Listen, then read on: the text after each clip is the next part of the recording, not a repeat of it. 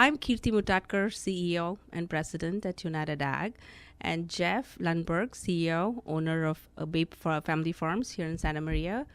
Really excited, Jeff, to be having this conversation with you. I think I was telling you yesterday that I've been meaning to do this for quite some time because I was here. This is, I think, 2 or 3 times you've given me a tour of Babe Farms. And every time I come and take a tour, the fascination, why I'm fascinated with it is the chefs, the specialty foods, all the colorful products that you have.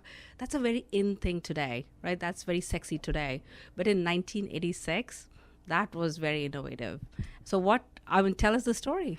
So Babe Farms was initially the brainchild of my father, Frank and Judy Lundberg's partner, Wilbur Souza, and also Greg and Sherry Pedigo were partners as well. Babe Farms was started in 1986, and Wilbur was a traveler, Wilbur Souza. He would travel all over Europe, and he came back with the idea. He saw mescaline mix for the first time when he was on one of his travels, and he brought it back, and we said, we need to do that. He saw colored carrots and some colored vegetables on plates in fine dining restaurants, and he said, we need to start doing something different. So that's where the idea came from, and started very small and grew into what it is today. So was it always that popular here? Did you guys, No, when you first started, was that seen as something very different? Luckily, we had 2 operations running on the same piece of property. So the original property business was Souza and Boster Farms, which is a normal truck farm, meaning broccoli, lettuce, cauliflower, very much conventional farming today. And it was very much the same, but it was very market-driven and very volatile, just like it can be today. Right. And the specialty market was something that was different, usually a higher margin, especially back then. Mescaline mix it has become such a commodity now today. Spring mix, we call it. Right. At that time, it was much more profitable and much more different for the U.S. So that's kind of where it started, but it was not nearly as popular as it is today. The food shows and the channels, the people watch, and it's amazing. Who ever thought you could have a food show and watch people cook food or compete to cook food? Exactly. That was not a thing back then. Every time I come here, that's what I'm blown away by, the color, right? And you add color to the lives and color to the food. So I'm sure all chefs love that. Yeah, color is definitely one thing that's in our favor. We have a lot of colorful items, a lot of gold beets and purple kohlrabi and cauliflower. We've done a lot of different colors that just bring just people. It excites people. They like joy, colors. It's different and it attracts people. Yeah, agreed. And when you really look at it, when I look at agriculture, and I've been doing this podcast, we add color to lives of people, right? Don't you? I mean, I felt that especially during COVID. I had come here and I take you get excited when you see that. It just brings joy. I agree. It was chefs especially. It's amazing when I go to restaurants, fine dining restaurants that use our products. It's amazing what they can do with our products, and they do it. I'm always amazed with what a good chef can do with good product, with good vegetables. Yeah. So how do you keep? So this was innovative, right? A really innovative idea when it started in 1986. So what do you do from maintaining that culture? I'm usually curious about that because just relating it back to even UnitedAg, how do you keep the culture of innovation alive? So it's grown into this process. This Babe Farms Specialties has become this thing. It started out as one company, and now it's kind of evolved into a couple companies, one being an organic arm, Coastal Valley Farms, but Babe Farms is the specialty arm. And we do it. To be honest with you, who we are really comes from our employees. We have approximately 225 and at one time we've had as many as 300. But with innovation and mechanization, we've that number has kind of landed. And we used to do strawberries and some different things that had more labor intensity, but we still are very hand labor harvest intense operation. That makes it, and because quality, right after the safety of the employee is number one, food quality is right there after that. We have experienced employees.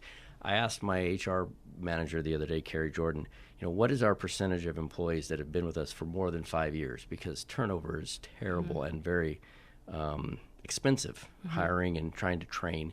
And I think we're right around 50 to 60%, which is a big number in ag because there really is no loyalty when it comes to the cost of living in California, and people need money in their paychecks. And if there's somebody's paying a quarter or 50 cents more, they're going to go there just because they got to take care of them.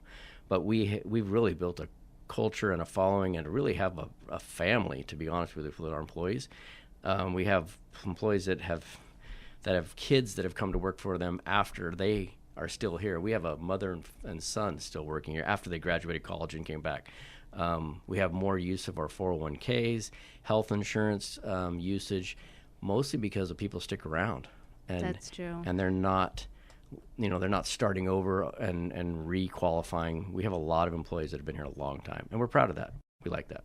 We have a Christmas party every year for our managers and also all our employees every year, and we give out gifts, and we all get together and have a barbecue, and we do all the cooking. All the managers cook for the employees, and they appreciate it. They come through and it's just a good feeling. And then we do another get together, either a taco party or some kind of a barbecue in the summertime, and it's not anything but just to say thank you. And without the employees, this operation does not exist. I think you were telling a story, I just listened to that, where one of your employees, I think Gary and others are more from the office standpoint, right? And so they're the loyal employees. But even your hands-on, the people working on the fields, and isn't there a story that you just told about the person working bagging, or was she doing something where? I believe you're talking about our wash line supervisor. Yes, exactly. Bertha. And she was interviewed, and her just candid answers were very, just very honest. And she said thank you, and she's thankful for having the capacity to work in this company. And it was just humbling because she's a super nice lady, and she's been with us for a long time. And she was very emotional. I'm not sure if she was in tears, but she was definitely emotional. She was very sincere. She was very sincere. Because I was actually, as I was doing this podcast, one of the ladies at work, she was telling me, wouldn't it be nice to listen to people on the fields and tell their stories? So she said, I heard your podcast, I hear all these stories, but maybe we should reach out to them and have them tell the stories. That's so maybe a good idea. I might do that with your story. Yeah, that's a good idea. And we've had a couple of our company employees interviewed that way, and it's always interesting to hear what they have to say or their perception of the company, and it really makes you feel good usually. If you think of what you do at Babe Farms, what is the most fulfilling thing for you as a person? It's always gives you a sense of pride to be able to create and grow a product from start to finish, put it on a plate, and feed people. Feeding people is kind of not what everybody does anymore. And farming is kind of a lost art. The percentage of people actually touching the agriculture and farming, there's a lot of people that are connected to the industry, but the actual farmer, there's very few of us around and left. So it's very fulfilling. It's kind of an old school. Farming is the last of the old school way to make a living. Everybody else is either a professional. Not that farming isn't professional, because we have really fine-tuned our operation, but it's still planting a seed or transplanting a small plant and seeing that to the end and harvest a quality of product for the end user, customer. That's true, actually, when you really think of. Not a lot of professions can say that, right? Not a lot of careers can say that. It gives you a lot of pride. It for sure does. It does. It's different every day, too. Ag is, as you and I were talking before this, it's never boring, that's for sure. It's different all the time. Agreed. Every day is different. Yep.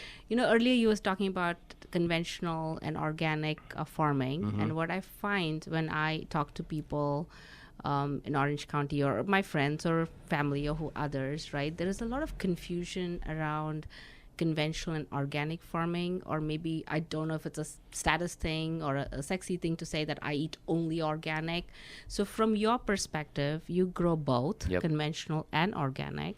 So what is, for somebody like me, I'm like, should I be eating organic? Because then it impacts my healthcare cost or something? It's really a personal preference, but I believe there's a place in this world for both. I don't believe that organic farming, at least at this point in time, can feed the world. there's a reason why organic farming gets a premium for their price, and there's some marketing to do with getting that out there. Organic farming is definitely a something that is very big part of what we do, but it's a very small percentage of the total farming acreage in the country or the world. Not everybody can do it, but I do believe that there's a place for both. And is it safer? I mean, if you eat the conventionally safer. grown? With the fact that we grow in California, especially in California, Yeah. all the growing that happens in California, California is not going to let us or anybody put anything on a product that isn't safe. Yeah. At the right limitations and parameters. I always say that I would never put anything in a field that I wouldn't feed my family, conventionally or organic. Right. There are pros and cons to both, for sure. I don't badmouth either one. Those that do really are just using it as a marketing tool. If you're badmouthing conventional to be a better organic farmer, you're really using it as a marketing tool. There's a place in this world your eyes, for it's exactly both. it's. They're I both mean, there is safe. a different way of growing it, For right? sure. I mean, that's it's just a different. Yeah, synthetic fertilizers and herbicides and pesticides are necessary sometimes, but here at Babe Farms we do not. We use things as needed. We're not going to put anything on a crop that isn't needed. We don't do things just because it's on a schedule. If we have pest pressure, this winter was an exceptionally wet winter. There's a lot of growth in the hills. There's extra pressure of pests or weed pressure. Then there are things that are needed. Organic farming just means that you may not have as good of a tool, but you'll just have more cultivation passes, or you'll have more applications because your pest pressure is the same as conventional farming, but your tools or your residual doesn't last as long. So there's a place in this world for both. A lot of people think there's a lot of use of pesticides and chemicals and all that, but the cost of that is so, from a business standpoint, even when you think business, it's exorbitant. Right? Yeah. Right. Nobody's so going to apply anything, correct, any kind of an input that you do not have to do. Yeah. Nobody would do that, right? Just because they feel like they're helping. It's got to be cost effective, meaning it's going to save the crop or help the crop in some way. We're not going to add fertilizer or pesticide for just the sake of adding. Just for the sake, there's no way. Because even when you think of it from a sustainability standpoint, from being stewards of earth and land, sure. Yes, you do that. But even from a business standpoint, it doesn't make sense to why dollars and cents. No way. Yeah, no, exactly. No, I agree. And farmers are stewards of the land. There's nobody that wants the land to be more productive and more well taken care of than the farmer, because he has to use it again next crop. Agreed. Next crop. Agreed. It's not like it's something that it's not disposable. The soil health is very important to the farmer. It's as important to it's his livelihood for the next crop. Right. He's not going to take advantage of that or abuse it. Yeah. One of the eye-opening thing for some of the employees at UnitedAg when they heard some of the podcast episodes was the life cycle of the product, right? So when you eat a lemon in a store, what you have to go through and how many months it takes to and how many people have to touch it to get there. To get it to market. It's amazing that people don't understand that. Do you have anything that somebody can relate back to, like a strawberry or something that you grow, and what does that look like? So I'll give you an example of two very different things. So radishes in the summertime is one of the fastest things that grows. It's just days from planting to harvest are quick, especially in the longer sun days and also and warmer. So it's almost 21 days, just over 21 days from seed to harvest on certain radishes. We grow baby vegetables. Mm-hmm. They're smaller in size, so they're quicker anyway, but they are fast. They grow. Mm-hmm. You can just see them growing. Carrots are probably 40 to 45 days in the summertime. That's fast for them. They slow down to 120, 135 days in the winter. That change in timing is difficult to get right as far as going into winter or coming out of winter into spring, because Mother Nature's helping you. Coming out of winter, days are getting longer, and heat units are getting better. Things are growing faster. You have to be careful not to oversupply, because sales wants, or the customer wants, the same amount, more or less. Right, we have an idea of how our sales demand is, and if it was consistent all year round, it's not exactly, but your job as a farmer is to try and be as consistent supply-wise, so that to coordinate with that demand, and that's difficult going into winter. So you're planting closer together instead of, you want to harvest every 7 days, let's say once a week, twice a week, the same planting, but you're not planting every 7 days. In this fall, you're planting every 3 days, because there's a point in time when all that slows down, and you want to make sure you have enough in the ground so that you can make it through that change in days to harvest. That happens very fast. It seems like it happens in 2 to 3 weeks, and you're not exactly sure when it happens, but it happens in the fall. But when COVID hit, it was amazing because that happened like a light switch. Yeah. It was March 10th or 11th, I remember. Yeah. And March 12th was a different day than March 9th for sure. Yeah. And we couldn't shut everything off. Everything in the field didn't know that COVID was happening. So we had all this product for this planned demand that just went away. That was really tough for us. And the reason we were so affected too is we had a lot of food service business. We still do because of the nature of our business and the colorful chef's demand. It's a lot of restaurants, a lot of high-end white tablecloth restaurants in bigger cities. So when the cities closed down, which was very much the case, it affected us dramatically. So I've done a pretty good job of trying to right that ship, but it took months to change what that was. And everything that was in the pipeline was not wasted.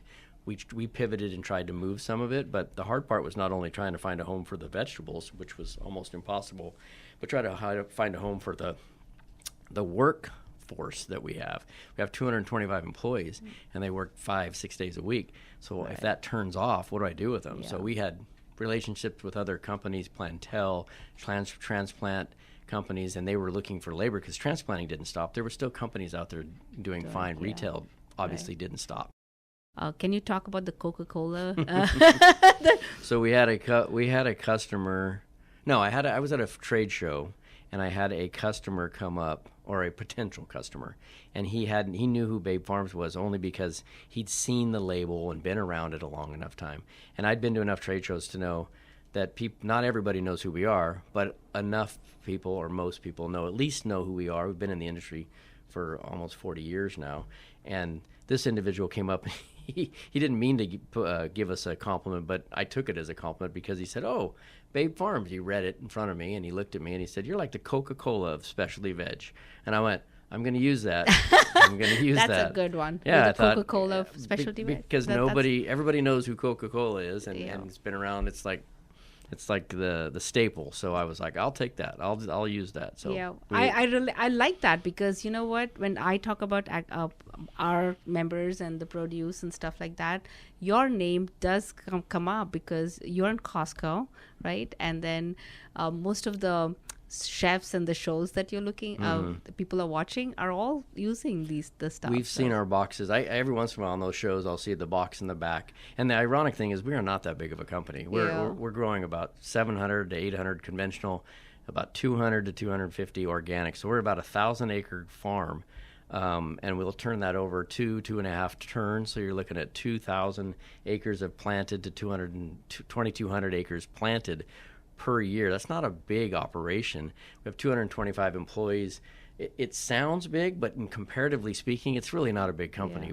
But in the specialty world, because we have 65, 70 different varieties, and we market all those commodities into different packs, and it could be 200 different packs and variations of that pack, we do a pretty good job of marketing that. And our colors. And lately it's been a big thing. I think even after COVID, it's like social media is amazing. We have a really good social media person, Matt Hiltner and Andy Manos, in our marketing and sales department. Our whole sales department does a really good job of just getting the word out there, our brand, because it really wasn't a thing for most farmers. They're not trying to market to the end user, but because we're out there and the chefs, if the biggest thing for us is quality after field labor safety. After your employee safety, it's quality. We don't want the chef to have to open a box of Babe Farms product to know what it looks like. He should know before he opens that box. He should know the quality, that label means it's the best. I want them to ask for it, just like the Coca-Cola. I want them to know what they're getting before they ever open that box. They all want the Coca-Cola. Exactly. One of the other stories that really got my when I was listening to your stories was the Star Wars story, because I'm a big Star Wars fan too. So I was like, oh, was that really true? So it was. So my kids, I'm a Star Wars guy myself. It kind of came out when I was a kid, so I got my kids in it. My kids are bigger Star Wars geeks than myself. It's amazing the stuff that they know on Star Wars. I've seen the trilogies and stuff, but my son is actually Anakin. Is that right? That's awesome. So he, so you understand. But my daughter, it's amazing. The stuff that they rattle off and they memorize from those movies. But we were watching, and I can't remember. It was the prequels when they came in, and it was 1, 2, and 3, and they were having some kind of food or vegetables in a bar scene, and there was food behind them. And I happened to be sitting on the couch with my kids, and we were watching it at home. It wasn't in the movie theater, and I said, wait, go back, pause it. And I backed it up, and I stopped, and there was a Romanesco, which looks a lot like a pine cone almost, if you're familiar with what Romanesco looks like. It has a kind of a pyramid shape, and it's round. It's in the cauliflower. It's a brassica in the cauliflower family, but it looks like outer space vegetables. And there was another kohlrabi, and kohlrabi is a European brassica as well, but it has we have a red color and a green color, and they have these weird, just out of the area or out of outer space look to it. And I swear, I was like, hey, but it was just hilarious to see it on that big screen. Awesome. On that big screen. But yeah, I pointed. My kids were like, "Oh, only you would notice vegetables on the table behind the actors." But it was pretty funny. I know, but the Star Wars. I heard that, I'm like, "Ooh, that's pretty cool." Yeah, it was that's cool. Very cool. Because they were just looking for things that were, not normal. You didn't see any broccoli or lettuce on top of that table. You saw all kinds of weird stuff. So maybe the Mars 2 will have Babe Farms up there. Matt Damon growing bear. Maybe. Is there anything else, Jeff, that you would like to get our listeners to hear? Babe Farms has been a family business for a long time. It's kind of cool. My mom has kind of stepped away from it now. The people that work with me every day are amazing family members. I treat them like family. They treat me like family, and we just have a great time doing it.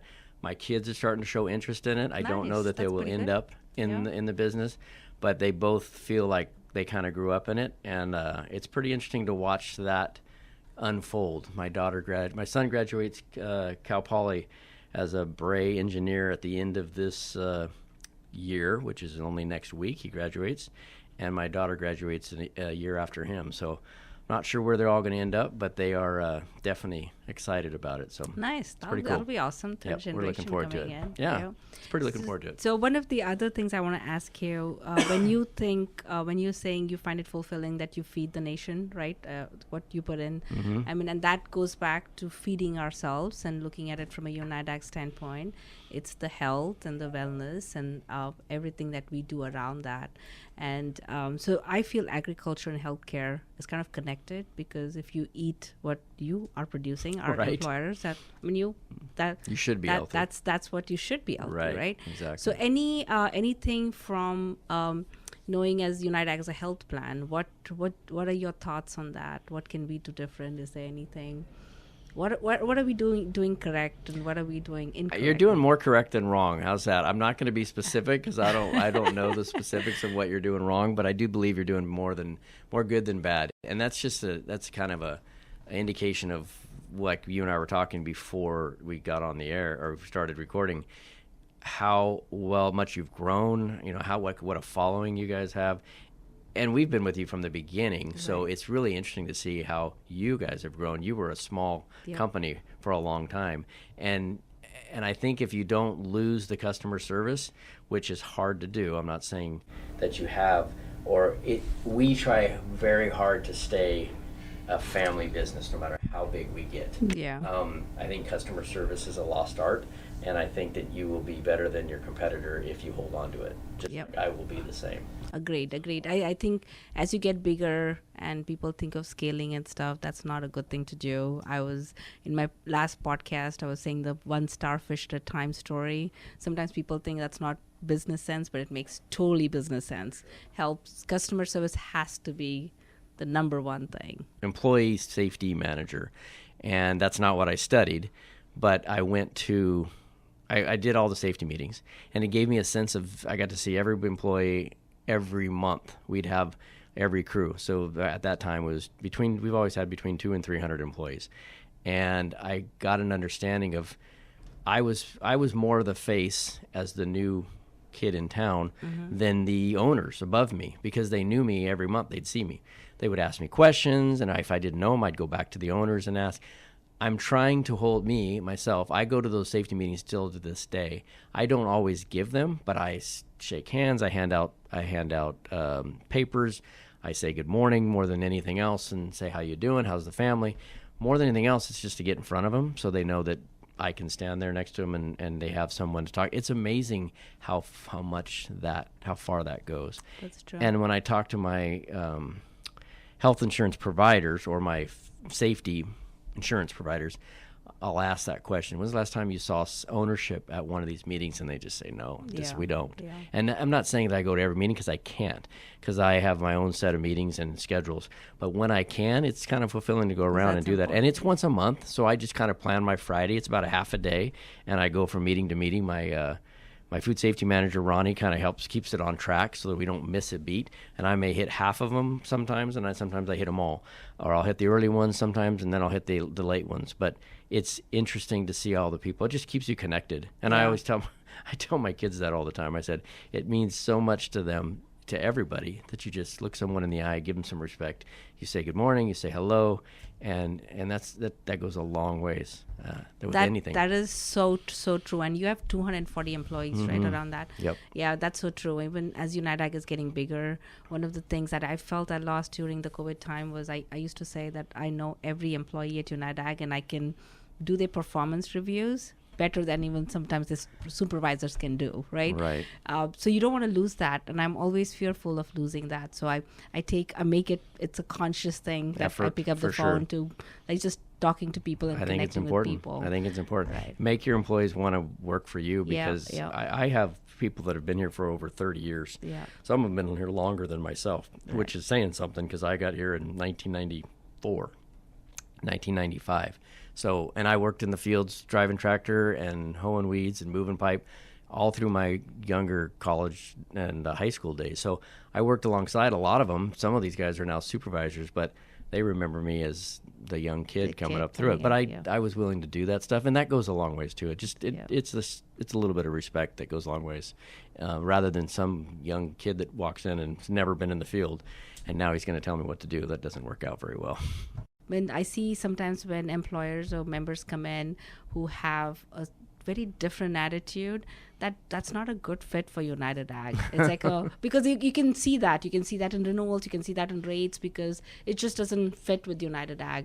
So I'm so proud to have like-minded people as part of UnitedAg. And I'm proud of, like, our XMod and our those kind of things, our health insurance. We try to get people out there moving, because it's in their best interest to be as healthy as possible, and it's in our best interest for them to be healthy. So it works both ways. There's really no reason not to do that. I mean, that's really what you want. You want everybody as healthy as possible. So it works for everybody. Yep. Treat everybody as human beings. Exactly. Yep. In the end, we're all just human beings trying to make it out here. Yeah, exactly. I totally agree. Mm-hmm. Thank you for being part of UnitedAg. Thank you for being, more than 25 years. Long I think time. You've been with UnitedAg. How long has UnitedAg been started? 1980s, 40 years. Wow. 40 years. So we were right behind you, right there with you. Yeah. So wow. It's amazing. It's great to see when you see employees who've been there longer, right? I mean, that speaks for itself. It's the same thing with members, and just being together and being partners together. So it doesn't actually, I don't think there's a feeling of a customer and that feeling at all, right? It's a family feeling. No, and loyalty is just a lost art. It's hard in this society today. So the fact that we have such loyal employees and you have such loyal customer and friends, it really makes a difference, I think. Makes all the difference. Yep. For sure. So, So I guess thank you for being a friend, Yep. Jeff. Thank you for having me. I appreciate it. Thank you for all your support, for sure. Thank you.